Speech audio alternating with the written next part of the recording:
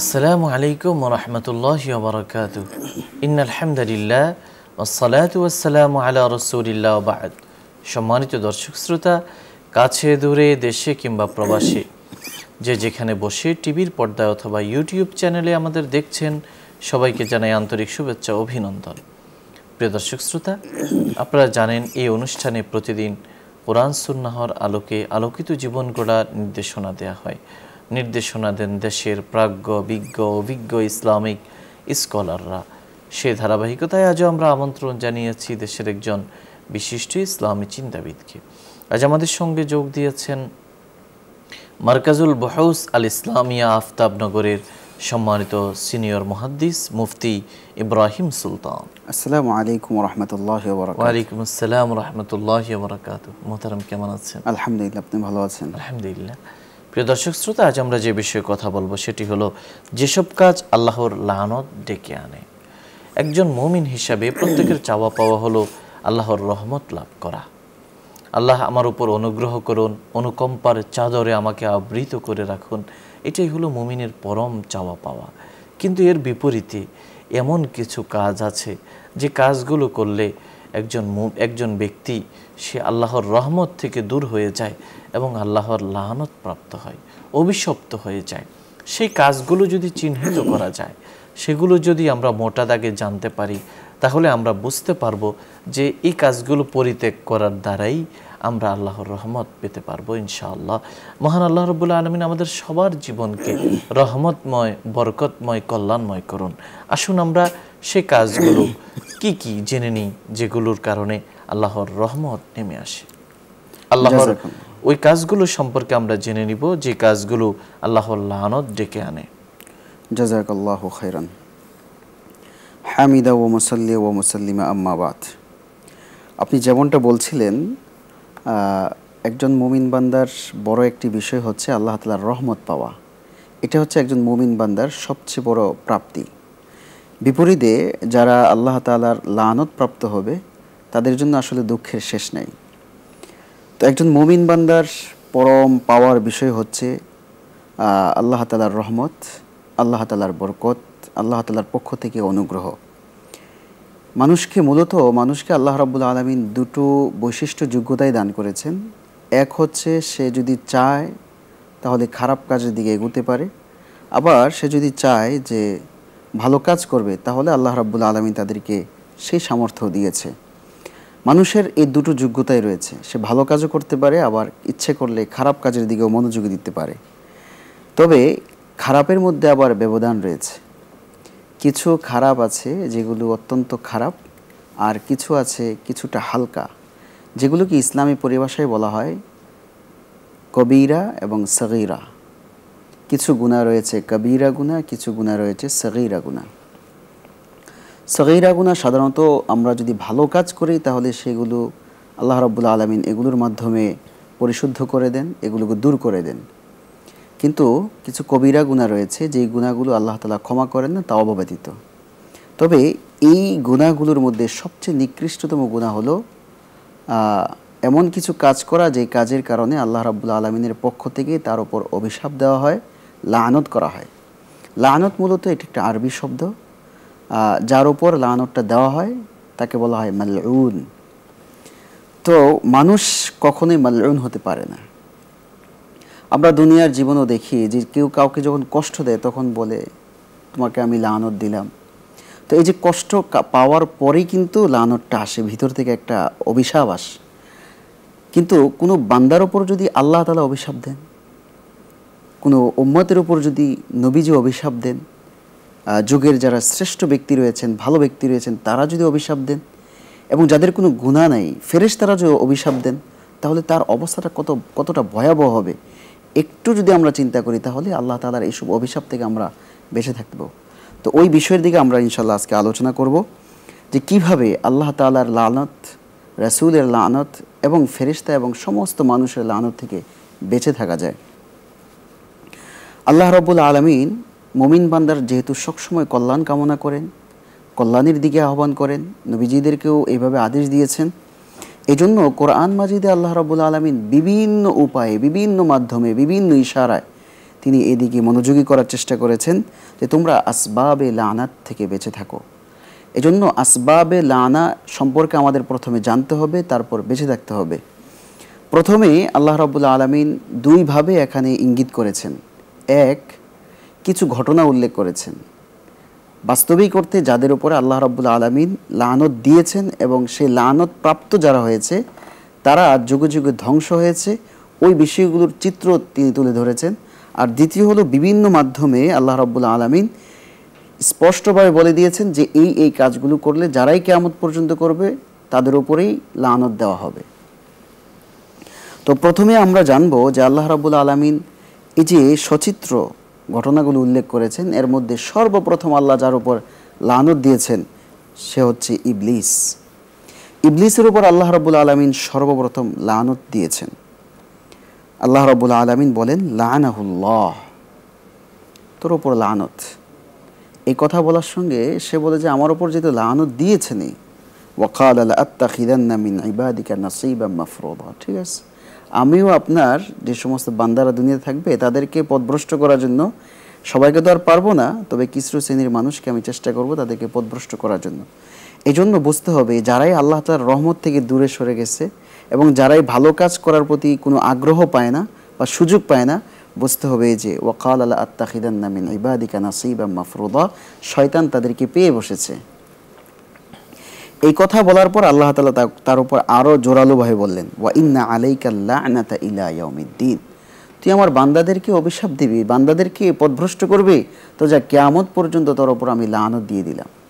এই জন্য শয়তানের পথ যারা ধরবে এবং শয়তানের পথে যারা চলবে তারা মনে করতে হবে শয়তান যেমন পথভ্রষ্ট কিয়ামত পর্যন্ত মালউন, ঠিক তেমনিভাবে তার অনুসারীরাও কিয়ামত পর্যন্ত মালউন থাকবে। আল্লাহর রহমতের আশা তারা কখনো করতে পারে না। এই যে শয়তান কিভাবে মালউন হলো, সে কিভাবে আল্লাহ তাআলার লানত পাইল, এর একটা বড় কারণ হচ্ছে তাকাব্বুর, অহংকার। এই যে অহমিকা, অহংকার, এই জায়গা থেকে সে আদম আলাইহিসসালাতু ওয়াসসালামকে সিজদা যখন করতে বলা হয়েছে সিজদা করে নাই। বলে এই জায়গা থেকে আমরা শিক্ষা পেলাম যে জীবনে যদি কেউ পথভ্রষ্ট হয় তার জন্য এক তাকাব্বুর, অহংকারই যথেষ্ট। মানুষকে মানুষ মনে না করা এবং মানুষের সাথে তার যে মনুষ্যত্বের যে আচরণ রয়েছে সেগুলো না করা, এর মাধ্যমে সে আল্লাহ তাআলার লানত পাবে। এজন্য সূরা লুকমানে আল্লাহ তাআলা স্পষ্টভাবে বলেছেন ওয়ালা তামশি ফিল আরদি মারহা, আরে বান্দা এই পা তো আমিই দান করলাম, এই পা দিয়েছি সুন্দরভাবে ভদ্রভাবে চলার জন্য, সেখানে অহংকারের সঙ্গে চলার জন্য তো আমি পৃথিবীর মধ্যে পাঠাইনি। এজন্য শয়তান মালউন হয়েছে মূলত তাকাব্বুরের কারণে। এই জন্য আমাদেরকে তাকাব্বুর, অহংকার থেকে বেঁচে থাকতে হবে। দ্বিতীয় যারা মালউন ছিল, আল্লাহ তাআলার পক্ষ থেকে যারা লানত পেয়েছে তারা হচ্ছে ইয়াহুদি। যুগে যুগে পৃথিবী সৃষ্টি হওয়ার পর থেকেই ইয়াহুদিরা প্রচণ্ড পরিমাণে জ্বালাতন করেছে। আমরা যদি বর্তমান সময়ের দিকেও লক্ষ্য করি তাহলে ইয়াহুদি খ্রিস্টানরা যারা ইমানদার এবং আল্লাহর ওপর বিশ্বাস স্থাপন করেছে তাদের ওপর প্রচণ্ডভাবে আক্রমণ করা, তাদের ওপর চড়াও হওয়া এবং পৃথিবীর মধ্যে বিশৃঙ্খলা সৃষ্টি করা, এই সব কিছুই তাদের মাধ্যমে হয়েছে। এজন্য আল্লাহ রাব্বুল আলামিন আগেও তাদেরকে ধ্বংস করেছেন, আগেই লানত দিয়েছেন। ইহুদিরা হলো মুসা আলাইহিস সালামের উম্মত। জি, মুসা আলাইহিস সালামের উম্মত, এবং মুসা আলাইহিস সালাম তাদেরকে বহুভাবে চেষ্টা করেছেন দাওয়াত দেওয়ার জন্য, কিন্তু তারা দাওয়াত, অল্প সংখ্যক মানুষ সেই দাওয়াত কবুল করেছে, আর ফেরাউনের অনুসারীরা বেশি ছিল। তো সেই জায়গা থেকে ইহুদিরা বিভিন্নভাবে নির্যাতন এখনো পর্যন্ত চালাচ্ছে। আল্লাহ রাব্বুল আলামিন বলে আমার পক্ষ থেকে একবার যখন লানত পেয়ে যাবে সেখান থেকে বের হওয়ার আর সুযোগ নেই, তোমাদেরকে কিয়ামত পর্যন্ত আমি লানত দিয়ে দিলাম। এমনকি সরাসরি কাউকে তো ধ্বংসও করেছেন। তাদেরকে কেন লানতটা দিলেন? তাদের কিছু কার্যক্রম এমন ছিল যে কারণে আল্লাহ তাআলা তাদের উপর রাগ করেছেন। সেই কাজগুলোর মধ্যে প্রথমত একটা ছিল যে তারা জেনে বুঝে, মানে একবারে দলিল সহ জেনে বুঝে তারা কুফরের উপর অটল ছিল। আল্লাহ যে এক সেটা তারা জানতো, তাদের উপর যে তাওরাত নাজিল হয়েছে সেটাও তারা বিশ্বাস করত, কিন্তু এক আল্লাহকে মানত না। এই যে কুফরের উপর অটল থাকা, এটা হচ্ছে ইহুদিদের একটা বিশেষ বৈশিষ্ট্য। দ্বিতীয় হলো তারা কখনো সত্যকে প্রকাশ করে না, সর্বদাই মিথ্যাকে প্রমোট করে। এজন্য আজকাল এই সময়ের ভিতরেও যারা সবচেয়ে বেশি মিথ্যা ছড়ায় তারা হচ্ছে ইহুদি বা তাদের সাথে এজেন্ট যারা আছে, তারাই মূলত এই কাজগুলো খুব বেশি পরিমাণে করে। তৃতীয় তারা যে আরেকটি কাজ করেছে সেটি হচ্ছে তাওরাতকে বিকৃত করা। আল্লাহর যে বিধান দিয়েছিল তারা সেটাকে উলটপালট করে ফেলেছে, মানুষের সামনে উপস্থাপন করেছে ভিন্ন রকম। আল্লাহ দিয়েছে তাদের প্রতি একরকম, তারা মানুষের সামনে উপস্থাপন করেছে ভিন্নভাবে। 4, তাদের যে লানত প্রাপ্ত হওয়ার 4 বৈশিষ্ট্য হলো, তাদের যে খারাপ দিক হলো সেটা হচ্ছে তারা দিন ধর্মকে নিয়ে প্রচুর পরিমাণে হাসাহাসি করতো, ঠাট্টা করতো। এই জন্য আজকালও কিছু মানুষ দেখা যায় যে ইসলামকে ছোট করার চেষ্টা করে, ইসলামকে নিয়ে বিভিন্নভাবে ব্যঙ্গাত্মক প্রকাশ করে, তারা বিভিন্নভাবে সেটাকে ছোট করে দেখে এবং এটা নিয়ে হাসি মজা করে। ইসলামকে যারা মানে, ইসলামকে যারা খুব মানার চেষ্টা করে, যারা সর্বদাই ইসলাম নিয়ে গবেষণা করে, তাদের প্রতিও তাদের একটা আলাদা বিদ্বেষ আছে। মানে তারা এটা মানতে পারে না যে কিভাবে ধর্ম নিয়ে এত পড়ে থাকতে হবে কেন। এই জন্য এটা হচ্ছে ইয়াহুদিদের একটা কালচার, যে তারা ধর্মকে যারা খুব বেশি মনে প্রাণে বিশ্বাস করে তাদেরকে নিয়ে হাসি ঠাট্টা করা। 5, তাদের আরেকটা ছিল আল্লাহর সঙ্গে তাদের ওয়াদা ছিল ঈমান আনার জন্য, তারা সেই ওয়াদাকে ভঙ্গ করেছে। 6, তারা সর্বদাই আল্লাহর সঙ্গে বেয়াদবি করত, আল্লাহর জন্য পুত্র সাব্যস্ত করত, মেয়ে সাব্যস্ত করত, স্ত্রী সাব্যস্ত করত, যেগুলো আল্লাহর সঙ্গে কোনোভাবেই যেত না। এবং আল্লাহ তো সুস্পষ্ট ঘোষণা দিয়েছেন, কুল হুয়াল্লাহু আহাদ আল্লাহুস সামাদ, আমি এক, আমার সঙ্গে কেউ নেই, আমার সমকক্ষ কেউ নেই, আমার ছেলে সন্তান কেউ নেই। সুতরাং তারা কিন্তু এটা বলে বলে মানুষকে এইভাবে ধোঁকা দেওয়ার চেষ্টা করত। 8, তারা নবীদেরকে হত্যা করত। যারা পৃথিবীর মধ্যে দাওয়াত নিয়ে এসেছে, যারা ভালো, পৃথিবীর সবচেয়ে ভালো ব্যক্তি, তাদেরকে হত্যা করত। যারা ভালো কথা বলতো তাদেরকে হত্যা করে ফেলতো। অর্থাৎ তাদের কার্যক্রম ছিল খারাপের দিকে। এবং পৃথিবীতে যত বিশৃঙ্খলার মধ্যে রাখা যায়, এক দেশ আরেক দেশের সঙ্গে যুদ্ধতে মেতে থাকবে, এক গোষ্ঠী আরেক গোষ্ঠীর সঙ্গে যুদ্ধে লেগে থাকবে, এক গোত্র আরেক গোত্রের সঙ্গে হিংসাত্মক মনোভাব রাখবে। এই যে এই কৃষ্টি কালচারটা, এই কালচারটা হচ্ছে একমাত্র ইহুদি খ্রিস্টানদের কালচার। এটা মুসলমানদের কখনো কালচার হতে পারে না। এজন্য যুদ্ধ, বিগ্রহ এবং নানা ধরনের ফিতনা এবং বিশৃঙ্খলা থেকে মুসলমানরা বেঁচে থাকার চেষ্টা করে, কারণ এগুলো তাদের বৈশিষ্ট্য, এটি মুসলমানদের বৈশিষ্ট্য না। যারা এই ধরনের বৈশিষ্ট্যের মধ্যে যুক্ত হবে, এই কার্যকলাপে যুক্ত হবে, তারা আল্লাহর পক্ষ থেকে লানত পাবে। স্পষ্টভাবে আল্লাহ তাআলা ঘোষণা দিয়ে দিয়েছেন। এই যে আল্লাহ রাব্বুল আলামিন সচিত্র আমাদের সামনে তুলে ধরলেন, যে এক ইবলিস আর একটা হচ্ছে ইহুদি জাতি, তারা এই ধরনের কার্যক্রম করার কারণে আল্লাহ তাআলা তাদের উপর লানত দিয়েছেন। এরপর আল্লাহ রাব্বুল আলামিন দ্বিতীয় পর্যায়ে যে বিষয়গুলো ইঙ্গিত করেছেন, যে দেখো তোমরাও যদি এই কাজগুলো করো তাহলে তোমাদের উপরও এই ধরনের লানত দেওয়া হবে। এজন্য আমাদের জানা উচিত আসবাবে লানতগুলো কি কি, যেই কারণগুলোতে যদি আমরা যুক্ত হই তাহলে আমাদের উপরও লানত আসবে। এর মধ্যে সর্বপ্রথম যে কারণটা, যে কারণে লানত আসে, এর মধ্যে একটি হচ্ছে শিরিক অবস্থায় মৃত্যুবরণ করা। শিরকি অবস্থায় আল্লাহর ওপর ঈমান ছাড়া মৃত্যুবরণ করা। আল্লাহর ওপর যদি ঈমান না থাকে তাহলে অবশ্যই আল্লাহ তাআলা তাকে লানত দিবেন এবং এই লানতের কারণে সে জাহান্নামে যাবে। আল্লাহ তাআলা সুস্পষ্ট ভাষায় বলেন, ইন্নাল্লাযীনা কাফারু ওয়া মাতু ওয়া হুম কুফার উলাইকা আলাইহিম লানাতুল্লাহ। যারা কুফরি অবস্থায় ঈমান আনবে না, আল্লাহর ওপর বিশ্বাস করবে না, 1 নম্বর লানত হচ্ছে আল্লাহর পক্ষ থেকে লানত। দ্বিতীয়, ওয়াল মালাইকা, ফেরেশতারা তার উপর লানত করে, কেন তুই দুনিয়াতে ঈমান আনলি না। 3 নম্বর, ওয়ান নাসি আজমাইন, সমস্ত মানুষ তার উপর লানত করে যে কেন তুমি ঈমান আনলা না। এজন্য যদি আল্লাহর উপর ঈমান না আনি তাহলে ওই সমস্ত ভাইয়েরা আমরা যেন আল্লাহর উপর ঈমান নিয়ে আসি। অন্যথায় আমাদেরকে 3 ধরনের লানত পেতে হবে, আল্লাহর লানত, ফেরেশতার লানত, সমস্ত মানুষের লানত। এখানে কেউ কেউ ব্যাখ্যা করেছেন নাস বলতে নবীদের লানত। তো এই জন্য এই লানত যদি আমরা পাই, এখানে তো আল্লাহর লানত হলেই যথেষ্ট, আবার সবাই মিলে লানত করতেছে, তাহলে আমাদের বাঁচার কোনো উপায় থাকবে না। 2 নম্বর, আল্লাহ ও তার রাসূলকে কষ্ট দেওয়া। যারা আল্লাহ এবং তার রাসূলকে কথায়, কাজে এবং অন্তর থেকে কেউ যদি ঘৃণা করে বা তার প্রতি বিদ্বেষ রাখে তাহলে তার উপর লানত অবশ্যই অটোমেটিকলি চলে আসবে। আল্লাহ তাআলা বলেছেন, ইন্নাল্লাযীনা ইউযুনাল্লাহ ওয়া রাসূলা লাআনাহুমুল্লাহ ফিদ দুনিয়া ওয়াল আখিরা। এই লানত কেবলমাত্র দুনিয়ার মধ্যে না, লানত বলতে শাস্তি, আল্লাহ তাআলার একেবারে কঠিন শাস্তি এটা। এখানে বলছেন ফিদ দুনিয়া, দুনিয়াতে তাকে আমি অসম্মান করব, ওয়াল আখিরা, আখিরাতের মধ্যে আমি তাকে কঠিন শাস্তির ব্যবস্থা রেখেছি।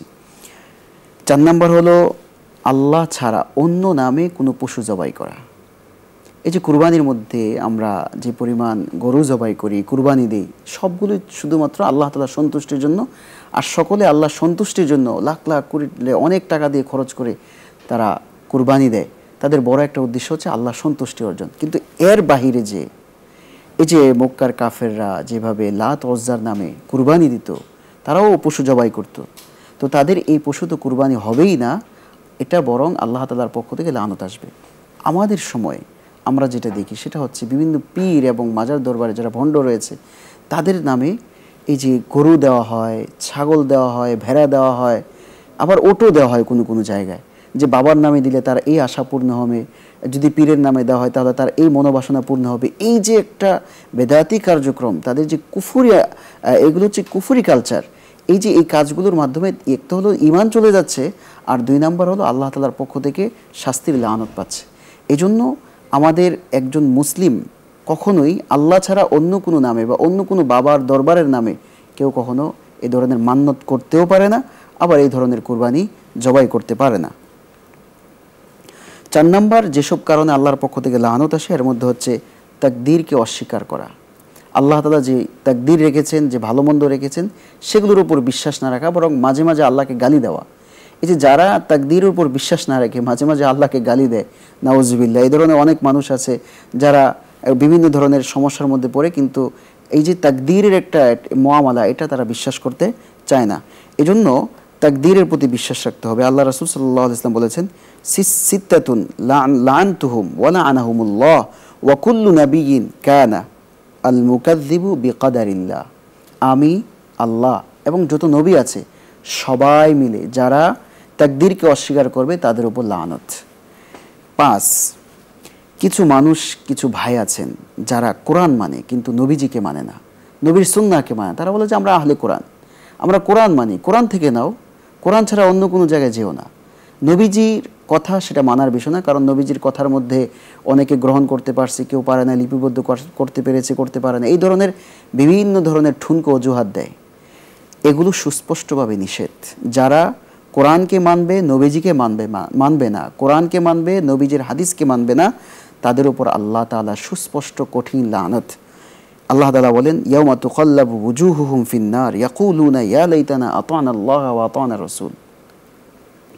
সেদিন তাদের যারা অনুসারী ছিল তারা আফসোস করবে।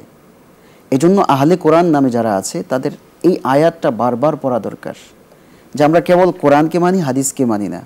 যার ফলে কি হবে, ওই যে ইয়াউমা তুকাল্লাবু ওয়ুজুহুম ফিন-নার, আগুন, জাহান্নামের আগুন তাদেরকে বেষ্টন করে ফেলবে। তখন যারা অনুসারী হবে তারা বলবে যে আমরা তো আসলে পথভ্রষ্ট হই না, তারা আমাদেরকে শিক্ষা দিছে। আল্লাহর কাছে দোয়া করবে, রব্বানা আতিহিম যিফাইনি মিনাল আযাব ওয়ালআনহুম লা'নান কাবীরা। আল্লাহ আমাদেরকে শাস্তি তো দিয়েছেন, আমাদেরকে যারা লিডার ছিল, যারা আহলে কোরআনের দাওয়াত দিত, তাদেরকে দ্বিগুণ শাস্তি দেন, আমরা তাদেরকে লানত করতেছি। এজন্য কোরআন মানতে হবে, হাদিস মানতে হবে, তাহলে আমাদের জীবন হবে সুন্দর এবং আল্লাহর কাছে আমরা প্রিয় হব। 6, কবরকে কখনো সিজদা করা যাবে না। কবরে যারা চলে গেছে তারা সবাই আল্লাহর বান্দা। আল্লাহকে ছাড়া কারো সামনে সিজদা করার কোনো অধিকার আল্লাহ তাআলা কাউকে দেননি। এই জন্য আমাদের দেশে এবং বিভিন্ন দেশে দেখা যায় যে কবরের সামনে মাথাকে ঝুঁকায়, এবং কোনো কোনো মাজারে তো এমন আছে যে যখন কবরের দিকে পিঠ ঘুরায় না, উল্টো হয়ে আসে, অশ্রদ্ধা হবে। অশ্রদ্ধা যদি হতো তাহলে তো প্রতিদিন বাবা মার পিছনে যাওয়া যেত না, সবসময় বাবা মাকে শ্রদ্ধা করতে হবে, সর্বোচ্চ বেশি তো শ্রদ্ধা করতে হবে বাবা মাকে। কারণ কোরআনের যেখানেই আল্লাহ তাআলা শিরকের কথা বলেছেন যে আল্লাহর সঙ্গে শরীক করো না, তারপরে আল্লাহ তাআলা বাবা মার কথা নিয়ে আসছেন। কারণ পৃথিবীর মধ্যে সবচেয়ে সম্মানিত বাবা মা, এর চেয়ে সম্মানিত কেউ নেই। সুতরাং পীরের দরবারে যে, বাবার দরবারে যে যারা ভণ্ড পীর আছে তাদের সামনে যে সিজদা করা, মাথাকে নত করা, তাদের থেকে মনোবাসনা পূর্ণ হওয়ার জন্য বিভিন্ন ধরনের কুফরি কালাম নিয়ে আসা এবং তাদের থেকে উল্টো হয়ে ফিরে আসা, এই সব কিছু হচ্ছে লানত আল্লাহর পক্ষ থেকে। সুতরাং যারা এই কার্যক্রমের সঙ্গে যুক্ত হবে, আল্লাহ তাআলা সুস্পষ্ট লানত তাদের উপর রয়েছে। 7, আত্মীয়তার সঙ্গে সম্পর্ক ছিন্ন করা। যারা আত্মীয়তার সঙ্গে সম্পর্ক ছিন্ন করবে আল্লাহ তাআলাদের উপর লানত দিবে। এক হাদিসে এসেছে, মান ওয়াসালাহু ওয়াসালাহুল্লাহ ওয়া মান কাতাআহু কাতাআহুল্লাহ। যারা আত্মীয়তার সঙ্গে সম্পর্ক ছিন্ন করবে আল্লাহ তাদের সঙ্গে সম্পর্ক ছিন্ন করে দিবে, আর যারা যুক্ত রাখবে আল্লাহ তাদের সঙ্গে সম্পর্ক রাখবে। এখানে মুহাদ্দিসিনে কেরাম ব্যাখ্যা করেছেন যে আসলে সম্পর্ক যুক্ত রাখার আসলে মূল উদ্দেশ্যটা কি। এখানে যারা ছিন্ন করতে চায় তাদের সঙ্গে সম্পর্ক জোড়ানো, এগিয়ে যাওয়া, এটাই হচ্ছে আসল ওয়াসাল, মানে তাদের সাথে সম্পর্ক রাখার। এজন্য আমরা চেষ্টা করব কোনোভাবে যেন আমাদের আত্মীয় স্বজন, পাড়া প্রতিবেশী কারোর সঙ্গে এমন আচরণ যেন আমাদের মাঝে না হয় যাদের সম্পর্ক ছিন্ন হয়ে যায়। 8, সমকামিতা বা ট্রান্সজেন্ডার। আল্লাহ রাব্বুল আলামিন যাকে পুরুষ হিসাবে সৃষ্টি করেছেন সে পুরুষ থাকবে, যাকে আল্লাহ তাআলা মেয়ে হিসাবে সৃষ্টি করেছেন সে মেয়ে হিসাবে থাকবে। এর বাইরে যে সমকামিতা করা, পুরুষে পুরুষে সম্পর্ক করা, মেয়ে মেয়ে সম্পর্ক করা, এটা আল্লাহ লানত নিয়ে আসে। এছাড়া আমরা আমাদের সময় একেবারে শেষের দিকে, আপনি আমাদেরকে সংক্ষেপে যদি এই কি কি জিনিস, কি কি কাজ আল্লাহ লানত নিয়ে আসে আপনাদের বলতে। জি, এরপর হচ্ছে যারা নিজেদের চুল, নকল চুল ব্যবহার করে অথবা টেটু আঁকে, এই টেটু ইত্যাদিগুলো যদি আঁকে অথবা এই যে ব্রু প্লাগ করে, এগুলোর মাধ্যমে সৃষ্টির পরিবর্তন হয়ে যায়। আল্লাহ রাব্বুল আলামিন তাদের উপরেও এই ধরনের লানত দিয়েছেন। তারপর হচ্ছে নারীরা পুরুষের পোশাক পরা, মানে পুরুষরা সাধারণত যে পোশাকগুলো পরিধান করে সেই পোশাকগুলো নারীরা পরা, আবার নারীদের যে সমস্ত পোশাকগুলো রয়েছে যার মাধ্যমে নারীদেরকে বোঝা যায়, চেনা যায়, এই পোশাকগুলো পুরুষরা পরিধান করা, এগুলোর মাধ্যমে আল্লাহ তাআলা লানত আসে। তারপর হচ্ছে আমাদের দেশে আল্লাহ রাব্বুল আলামিন তো বিবাহর মাধ্যমে মানুষের সম্পর্ক জোড়ান এবং একটা বরকত দান করেন। সেখানে দেখা যায় যে আল্লাহ রাব্বুল আলামিন তালাকের ব্যবস্থা রেখেছেন, তবে এটা খুব ভালো কাজ না যারা তালাক দেয়, বরং স্বামী স্ত্রী মিলেমিশে থাকে, এটা হচ্ছে নিয়ম। তারপরেও যদি একান্ত এমন কোনো পরিস্থিতি তৈরি হয় যে তালাক দিতে হয়, কিন্তু তালাক দেওয়ার পর আবার স্ত্রীকে ফিরিয়ে আনার জন্য যে শর্ত সাপেক্ষে বিবাহ করা, যেটাকে হিলা বলা হয়, যে শর্ত তুমি আমাকে আনার জন্য, তারপরে তুমি এই শর্তে তুমি আমার সঙ্গে থাকবা, আবার তাকে ছেড়ে দিবা, তারপর আমি বিবাহ করব, এই ধরনের যারা করবে আল্লাহ রাসূল সাল্লাল্লাহু আলাইহি ওয়াসাল্লাম বলছেন তারা হচ্ছে পাঠা। আল্লাহ রাসূল সাহাবাদেরকে বলতেছেন যে পাঠা চিনতে চাও, যারা ভাড়ায় চালিত, যে গাড়ি যেমন ভাড়ায় চলে, যারা পাঠা চিনতে চাও, এটা হচ্ছে যারা ভাড়াটে পাঠা। যারা এগুলো যদি তোমরা চিনতে চাও, তাহলে এই যে যারা হিলা বিবাহ করে বা এই ধরনের শর্ত সাপেক্ষে বিবাহ করে তাদেরকে দেখো। এই জন্য এটা খুব জঘন্য, এগুলো থেকে আমাদের অবশ্যই বেঁচে থাকা উচিত। এরপর ঘুষ দাতা এবং ঘুষ গ্রহীতা, যারা ঘুষ নিবে এবং ঘুষ দিবে উভয়ের উপরে আল্লাহ তাআলা লানত দিয়েছেন। এরপর হচ্ছে যাদের উপর আল্লাহ তাআলা লানত দিবেন, দুর্নীতিবাজ, চোর, ডাকাত, দেশের সম্পদ মেরে দিয়েছে, মানুষের সম্পদ মেরে দিয়েছে, দুর্নীতি করে মানুষের, গরিব মানুষের এবং দেশের মানুষের হাজার কোটি টাকা লুপাট করেছে, তাদের উপরে আল্লাহ তাআলার একটা শাস্তির লানত রয়েছে, যে শাস্তিতে তারা বাঁচতে পারবে না। আমরা যাদের উপর লানত নেমে আসে, এর মধ্যে 14 নাম্বার হলো মাদকের সাথে সংশ্লিষ্ট থাকা, মাদক দ্রব্য সেবন করা। শুধু সেবন করা নয়, 14 জন ব্যক্তিকে আল্লাহ তাআলা এখানে শাস্তি দিবেন। অর্থাৎ যারা বহন করবে, যারা সম্পৃক্ত করাই দিবে, যারা সেটা তৈরি করবে, যারা এই মাদক নেওয়ার পরে টাকা নিবে এবং টাকা দিবে, সবার ওপরে লানত। এটা অত্যন্ত লানত, এটা এর জন্য কঠিন। একবার মুআয ইবনে জাবালকে আল্লাহ রাসূল সাল্লাল্লাহু আলাইহি ওয়াসাল্লাম ওসিয়ত করেছেন, 10টা ওসিয়ত। এর মধ্যে একটা ওসিয়ত হচ্ছে ওয়ালা ইয়াশরাবান্না খামরান, মাদক দ্রব্য কখনো ব্যবহার করবা না। ফাইন্নাহু রাসু কুল্লি ফাহিশা, কারণ প্রতিটা খারাপ কাজের মূলই হচ্ছে এই মাদক দ্রব্য সেবন। এজন্য মাদক দ্রব্য সেবন থেকে আমরা বেঁচে থাকব।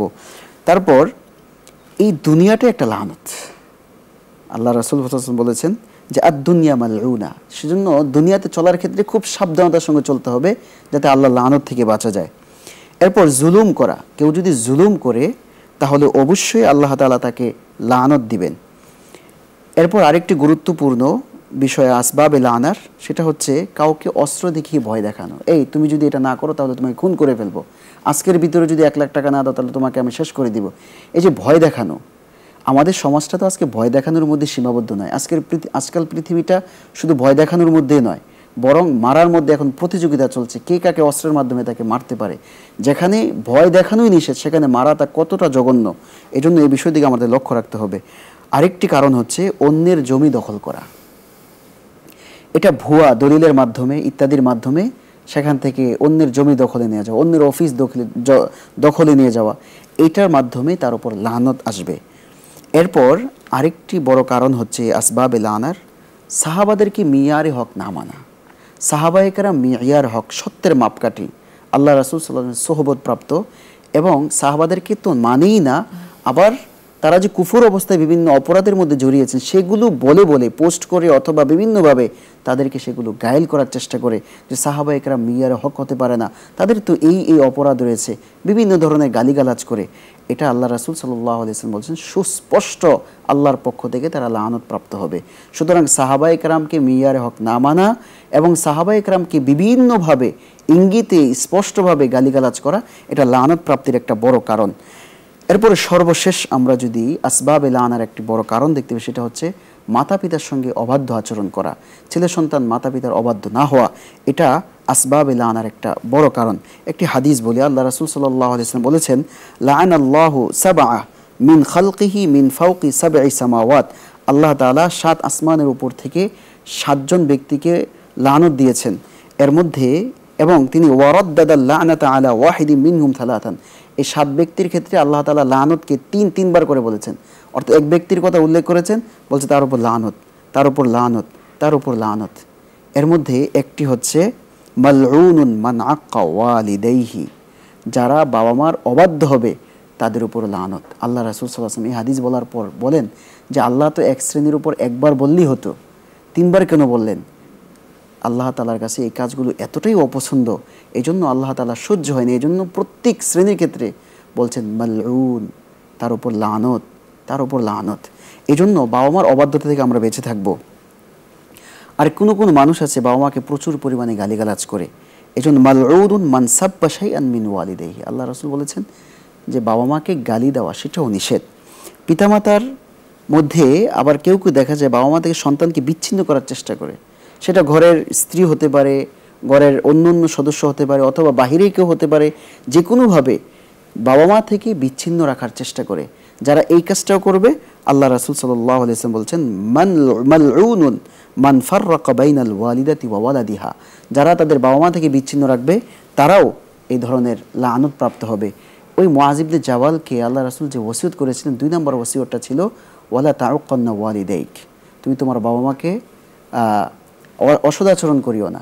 ওয়া ইন আমারাকা আন তাখরুজা মিন আহলিকা ওয়া মালিক, যদিও তোমার বাবা মা যদি তোমাকে ঘর থেকে বের করে দেয় অথবা তাদের সম্পদ থেকে ত্যায্য করে দেয়, তোকে তোমায় ছেড়ে দিলাম, তারপরেও তোমরা তোমার বাবা মার সঙ্গে খারাপ আচরণ করিও না।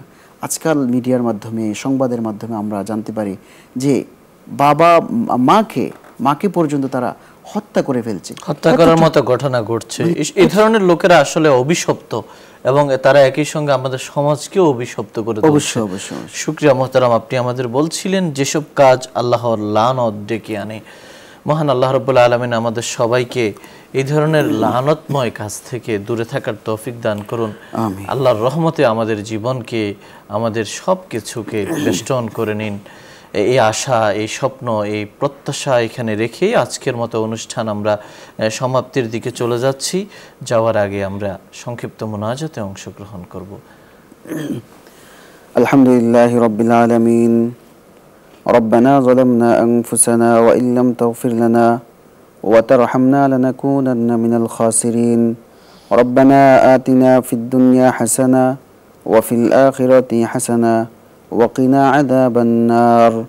اللهم لك الحمد كله ولك الشكر كله ولك الحمد بالإيمان ولك الحمد بالإسلام ولك الحمد بتوفيق الحفلة ولك الحمد بالقرآن ولك الحمد بتوفيق الأعمال. ربنا ظلمنا أنفسنا وإن لم تغفر لنا وترحمنا لنكونن من الخاسرين. ربنا آتنا في الدنيا حسنة وفي الآخرة حسنة وقنا عذاب النار. رب ارحمهما كما ربياني صغيرا رب ارحمهما كما ربياني صغيرا. ইয়া আল্লাহ, আমাদের জীবনের সমস্ত গুনাহ মাফ করে দেন। ইয়া আল্লাহ, আমরা সগীরা গুনাহ করেছি, কবিরা গুনাহ করেছি। ইয়া আল্লাহ, অন্ধকারে গুনাহ করেছি, রাতের অন্ধকারে গুনাহ করেছি, দিনের আলোতে গুনাহ করেছি। ইয়া আল্লাহ, সমস্ত গুনাহ মাফ করে দেন। ইয়া আল্লাহ, এই হাত দিয়ে কত গুনাহ করেছি, যে হাত দিয়ে ভালো কাজ করার কথা এই হাত দিয়ে গুনাহ করেছি। ইয়া আল্লাহ, যে চক্ষু দিয়ে আল্লাহ তোমাকে চিনার কথা সেই চক্ষু দিয়ে গুনাহ করেছি। ইয়া আল্লাহ, যে জবান দিয়ে তোমার জিকির করার কথা সেই জবান দিয়ে আল্লাহ অপরাধ করেছি। ইয়া আল্লাহ যে কান দিয়ে ভালো কাজ শোনার কথা সে কান দিয়ে আল্লাহ অপরাধ করেছি। ইয়া আল্লাহ যে অন্তর দিয়ে তোমাকে উপলব্ধি করার কথা ইয়া আল্লাহ সে অন্তর দিয়ে গুনাহ করেছি। ইয়া আল্লাহ শরীরের অঙ্গ প্রত্যঙ্গ এবং নানা মাধ্যমে ইয়া আল্লাহ নিজের উপর জুলুম করেছি। আল্লাহুম্মা ইন্নী যালামতু নাফসি যুলমান কাসীরা, আল্লাহুম্মা ইন্নী যালামতু নাফসি যুলমান কাসীরা। ইয়া আল্লাহ নিজের উপর কি পরিমাণ জুলুম করেছি আল্লাহ তার কোনো হিসাব নাই। ইয়া আল্লাহ তারপরও তোমার রহমতের চাদর তো অনেক বড় আল্লাহ। ইয়া আল্লাহ তোমার রহমতের চাদরের সামনে আমাদের গুনাহ তো সামান্য। ইয়া আল্লাহ তোমার রহমতের চাদরের দিকে আমরা তাকিয়ে আছি। ইয়া আল্লাহ আমাদেরকে গুনাহ মুক্ত করে দাও। ইয়া আল্লাহ আমরা তোমার কাছে তাওবা করতেছি। ইয়া আল্লাহ খাঁটি মন থেকে আল্লাহ গুনাহ থেকে বেঁচে থাকার চেষ্টা করতেছি। ইয়া আল্লাহ খাঁটি মন থেকে তোমার কাছে তাওবা করতেছি, গুনাহ আর করব না। আল্লাহ আমাদেরকে গুনাহ মুক্ত করে দাও। ইয়া আল্লাহ গুনাহ থেকে বেঁচে থাকার তৌফিক দান করে দাও। ইয়া আল্লাহ আমাদের বাবা মা যারা আছে আল্লাহ সবাইকে মাফ করে দাও। ইয়া আল্লাহ পুরো দেশের মুসলমানদেরকে আল্লাহ মাফ করে দাও। ইয়া আল্লাহ পুরো বিশ্বের মুসলমানদেরকে মাফ করে দাও। ইয়া আল্লাহ যারা অসুস্থ সুস্থ করে দাও। ইয়া আল্লাহ যারা বিভিন্ন পেরেশানিতে আছে আল্লাহ পেরেশানি দূর করে দাও। ইয়া আল্লাহ কত মানুষ দেশের জন্য জীবন দিয়েছে। ইয়া আল্লাহ কত মানুষ দেশের জন্য লড়েছে, এখনো হসপিটালের বেডে শুয়ে আছে। ইয়া আল্লাহ তাদেরকে সুস্থতার নিয়ামত দান করে দাও। ইয়া আল্লাহ দেশের জন্য জুলুম থেকে বাঁচার জন্য যারা নিজের অঙ্গহানি করেছে আল্লাহ তাদেরকে উত্তম প্রতিদান দান করে দাও। ইয়া আল্লাহ যারা ইন্তিকাল করেছে আল্লাহ সবাইকে শহীদি মর্যাদা দান করে দাও। ইয়া আল্লাহ আমাদেরকে কবুল করে নাও। ইয়া আল্লাহ আমাদেরকে আমালে সালিহা বেশি বেশি করার তৌফিক দান করে দাও। ইয়া আল্লাহ আমাদের খারাপ কাজ থেকে বেঁচে থাকার তৌফিক দান করে দাও। ইয়া আল্লাহ অন্যায় কাজ থেকে বেঁচে থাকার তৌফিক দান করে দাও। ইয়া আল্লাহ যত ধরনের জুলুম আছে আল্লাহ জুলুম করা থেকে, ইয়া আল্লাহ জুলুম প্রাপ্ত হওয়া থেকে, আল্লাহ মাজলুম হওয়া থেকে আল্লাহ আমাদেরকে নিরাপদ রাখো। ইয়া আল্লাহ আমাদের দেশকে শান্তিময় করে দাও। ইয়া আল্লাহ দেশকে সমৃদ্ধ করে দাও। ইয়া আল্লাহ দেশের শান্তি ফিরিয়ে দাও। ইয়া আল্লাহ সর্বোচ্চ শান্তি দান করে দাও। ইয়া আল্লাহ এই দেশকে বালাদে আমিন বানায়া দাও। ইয়া আল্লাহ বালাদুন আমিন বানায়া দাও। ইয়া আল্লাহ দেশের মানুষ যেন নিরাপত্তার সঙ্গে চলতে পারে ইয়া আল্লাহ সেই তৌফিক দান করে দাও। ইয়া আল্লাহ আমাদের সকলের সমৃদ্ধি দান করে দাও। ইয়া আল্লাহ আমাদের চাকরি বাকরিতে বরকত দান করে দাও। ইয়া আল্লাহ ব্যবসা বাণিজ্যে বরকত দান করে দাও। ইয়া আল্লাহ এই অনুষ্ঠানে যিনি পৃষ্ঠপোষক আছেন, ইয়া আল্লাহ এই অনুষ্ঠানের জন্য যারা ফিকির করতেছেন ইয়া আল্লাহ সবাইকে কবুল করে নাও। নিরাপত্তার নিয়ামত দান করে দাও। সমস্ত ধরনের ষড়যন্ত্র থেকে আল্লাহ তুমি হেফাজত করে দাও। ইয়া আল্লাহ এই অনুষ্ঠানের সঙ্গে যারা সম্পৃক্ত আছেন ইয়া আল্লাহ সবাইকে কল্যাণের ফয়সালা করে দাও। ইয়া আল্লাহ সবাইকে কল্যাণের নিয়ামত দান করে দাও। ইয়া আল্লাহ আমাদেরকে কবুল করে নাও। ইয়া আল্লাহ এই অনুষ্ঠানকে তুমি কবুল করে নাও। ইয়া আল্লাহ আসবাবে লানা থেকে আল্লাহ আমাদেরকে হেফাজত করো। ইয়া আল্লাহ যেসব কাজ করলে তোমার লানত আসবে ওই ধরনের লানত কাজ থেকে আল্লাহ আমাদেরকে হেফাজত করো। ইয়া আল্লাহ তোমার অভিশাপ থেকে আমাদেরকে নিরাপদ রাখো। ওয়া সাল্লাল্লাহু তাআলা আলা খায়রি খালকি মুহাম্মদ ওয়া আলিহি ওয়া আসহাবিহি আজমাইন বিরহমাতিকা ইয়া আরহামার রাহিমিন। প্রিয় দর্শক শ্রোতা, এতক্ষণ ধরে অত্যন্ত ধৈর্য সহকারে আপনারা শুনছিলেন আপনাদের প্রিয় অনুষ্ঠান আলোকিত প্রতিদিন। পুরো সময় আমাদের সঙ্গে থাকার জন্য ধন্যবাদ। ওমা আলাইনা ইল্লাল বালাগ। আসসালামু আলাইকুম ওয়া রাহমাতুল্লাহি ওয়া বারাকাতুহু।